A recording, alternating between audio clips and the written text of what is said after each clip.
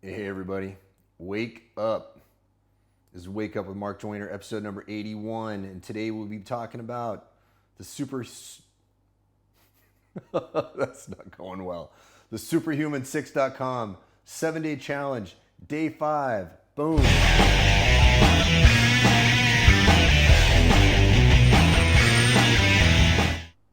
All right, I clearly need to wake up a little harder here. Already got my morning routine in, but I'm feeling a little bit fuzzy. Maybe I need to do some more breath of fire, some more Wim Hof to get my brain turned on. Don't want to be drinking any coffee today. I've been out of coffee for a long time. By the way, I was off coffee for months because my gut just couldn't handle it. Then I tried it again recently, like these last few weeks, and I just don't like the way it makes my body feel. I wish I could say I love the way it makes my brain feel. I don't like the way it makes my body feel. I think it dehydrates. Gassed that I would suggest that coffee is anything other than super awesome. God bless the guy. He has some great products and is popularizing a lot of very important ideas out there. Coffee may not be for me. No offense to you, Dave. All right. So we're on day 5 of the challenge. 3 days left. This is kind of like where the gut check comes in. You know, a lot of people, you can start out, with the commitment hot, and then after a few days kick in, your brain starts playing tricks with you, right? You're coming up with excuses to not do it, reasons why, you can yourself, right? And it's all lies. It's all lies. You got to be aware, all right? The key is to stay committed and to stay consistent. This is the key with anything. Right? But not just consistent, you got to do it well consistently.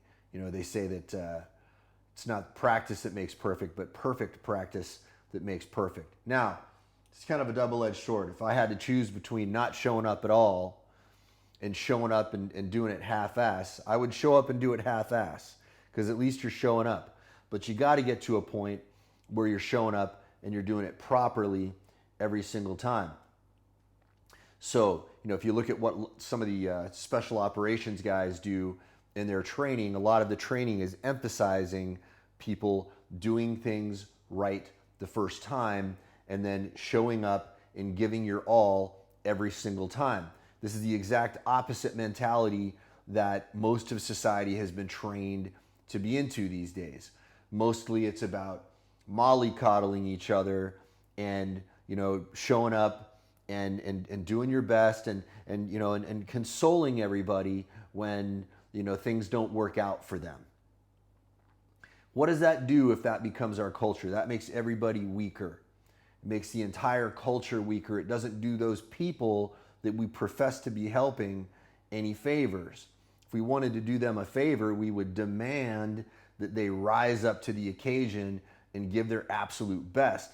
So I want to challenge you for these last 3 days of the superhuman6.com 7-day challenge to get in there and then squeeze the muscles even harder. I don't know if you guys have seen the recent video that Thomas posted about this, but he was saying that the harder you squeeze your muscles, the more of the muscle fibers you recruit.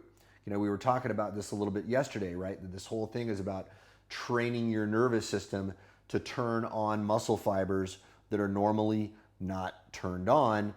And the harder you squeeze, the more fibers you're going to get engaged, the more benefit you're going to get from the exercise. So this morning, when I did my round of it, I was keeping that in mind and I was saying, okay, am I really pushing myself as hard as I possibly can on these squeezes? It's like when you're doing the super plank, the first one, and you're really pulling in, how hard are you squeezing your glutes? How hard are you pulling in? Remember, it's just for 3 breaths and there's no time on this. You can make that breath as long or as short as you want. You can make that squeeze as hard or as easy as you want. It's totally up to you. But the longer you push yourself and the harder you squeeze, the more benefit you're going to get from it. And what a lot of people don't understand about not just physical fitness, but anything, is that sometimes it's those last few seconds that make the difference between somebody winning and losing, right? Think about it. If you're doing a set for hypertrophy training, for example, most of that real benefit comes in those last few reps.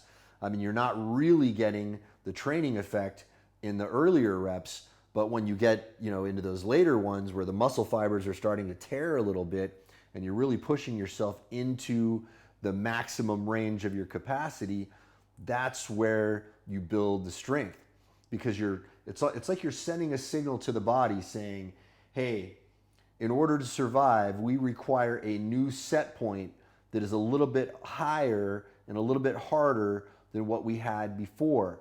And you keep sending that signal to your body responds and it says, okay, that's what you need. That's what we're going to give you. Okay, but if you don't give your body that stimulus, you're not going to get that impact. That's the key. And the more consistently and the more intensely and the more correctly you do that, the better the quality of the response that you're going to get every single time. So consistency, intensity, and accuracy. Think about those things. They are all very, very important. Now, again, if it was between you not showing up at all and showing up half-ass, show up half-ass. Okay, like Woody Allen said, 90% of life is showing up. Okay, that's true, because sometimes when you show up, then you end up putting out a little bit harder than you thought you would. Okay, so at least start it. But once you've started it, then flip your mind into a new mode.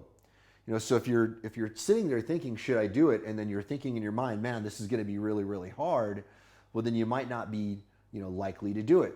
So imagine it being easy. And by the way, as you're squeezing your muscles hard, as you're in that position, pushing yourself, you don't have to make yourself suffer through the whole thing. You can, like we were talking about yesterday, you can get into your mind and just be there with your pain. It's like, you're squeezing really hard, and sometimes we're making it harder on ourselves because we are imagining that it's painful. We're imagining that it's harder than it actually is.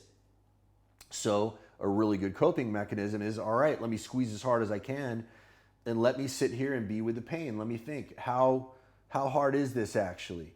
How much pain am I actually enduring? Is it as bad as I am making it in my mind? And can I still squeeze hard? Can I still push myself and be in a relaxed state of mind that is present to the actual pain, that is not making up some imaginary pain that doesn't exist? And we all do that all the time, and we need to be aware and cautious of that. All right, you guys, that's it for today. You have a beautiful day. I will talk to you all tomorrow. I want to hear back from you guys if you are still doing the challenge. I know a lot of you guys are lurking and you're not commenting. Some of you guys are probably doing the challenge. You're just not commenting, and you've been lurking, which I know is a lot of you guys, especially from some of the private messages I'm getting. I'm getting messages from people who are saying, hey, I'm doing it, but I'm not commenting. Okay, I want you guys to start commenting. Why? Because when you show up publicly and you let other people know that you're doing it, you are giving them permission to show up and do it as well.